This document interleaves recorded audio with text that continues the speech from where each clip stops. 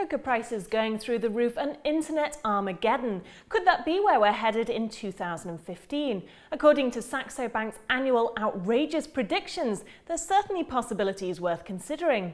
Joining me down the line is Saxo Bank's chief economist, Steen Jakobsen. Well, Steen, there is a reason your predictions are called outrageous. So how much of a success rate have you had with them? What have you successfully predicted? We don't set out to do 10 calls that becomes right.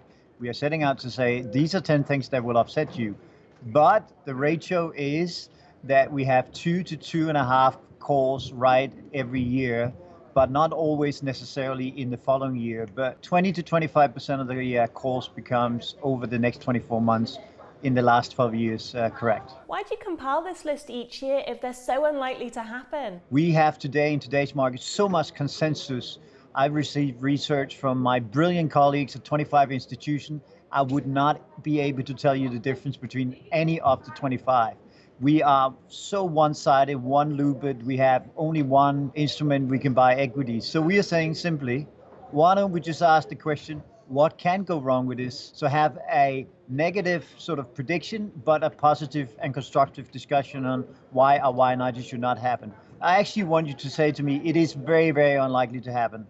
The funny thing, of course, being what people hate the most about the outrageous prediction, the one they hate the most is the most likely to happen. Now, Steen, a number of your predictions actually don't seem that outrageous at all. UKIP, for example, is doing surprisingly well, and cocoa demand is already outweighing supply. So are you playing it a bit safe this year?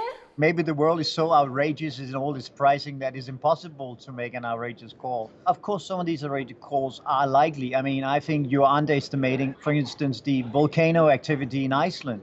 Does that happen? It has material impact, not only on agricultural prices, but unfortunately will probably take the summer away from you personally. The cocoa call is probably the least controversial here. But again, 100% increases is still 100%, right?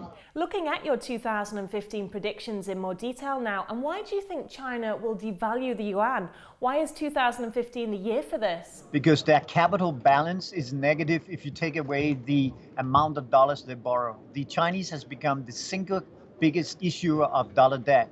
As dollar is increasingly stronger, it puts a heavy burden on our ability to repay into a context where they are moving from nominal growth to quality growth. China is basically going from 10% to 2.5–3% growth over the next 10 years into an environment where they have no ability to do what a planned economy is supposed to do, to create jobs. The only lever left is the one that everybody else uses. And of course, their main enemy always being Japan. That'll be the one they want to focus on. They will move the currency higher, significantly weaker, to rebalance the capital account and to create the jobs needed in the planned economy. Well, last year you mentioned oil prices, and this year you haven't made any predictions. Why is this? We totally know that having the oil call right last year will make it impossible for us to make a call on oil.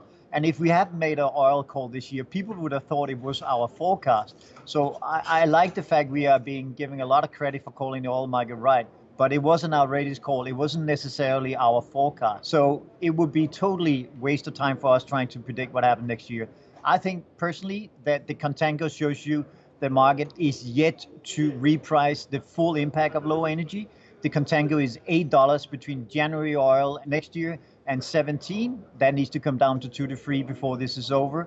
But I will be buying oil before I sell it. You were also fairly negative in 2014's predictions about Germany, and the country hasn't had a great year and has been called the sick man of Europe. So who do you think will be the sick man of Europe for 2015? France and Germany again. But I have good news for you. I think that second half of next year will be the first time since the introduction of the euro where the club map, the peripheral countries, will be more competitive in unit labor cost than Germany.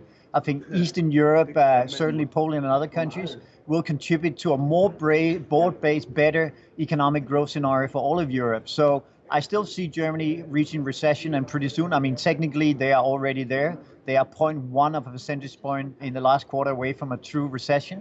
But the point is that Europe is changing, and that is the whole point of all these calls. People need to understand over the next 2 to 3 years, Europe will be stronger in Southern Europe than in Northern Europe, simply because we had no reforms. No reforms led to an internal devaluation of the wages and the disposable income in Southern Europe. Now, if you want to open a factory, I would advise you go to Portugal. Great infrastructure, great people, and extremely cheap living and labor costs. What would you say is the most outrageous prediction you made for 2015? I will say that Japanese inflation going to 5% is very unlikely. But on the other hand, why would anyone believe if they get a little bit of, if they get inflation, it's only going to be 2%? I think if inflation comes back to Japan, it will not be 2%. It will probably not even be 5%. It will probably be 7 or 8. The fact that you can issue and use bazookas, I think as the Economist called it, it is the most imprecise weapon in the arsenal of the military, and so is the monetary policy. Finally, what would the economic landscape look like if all your predictions proved true? Like 2008. In 2008, I think it's the best year we ever had. I think we had 8 or 9 out of 10 right. And we were not celebrating, by the way, the fact we had so many rights. But, you know, if it's a really bummer year, and maybe you should apply also the rule of 7. 2015 is 7 years away from 2008. 2007 is 7 years away from 2000. Maybe the outrageous call that the world is so simple that every 7 years we have a crisis.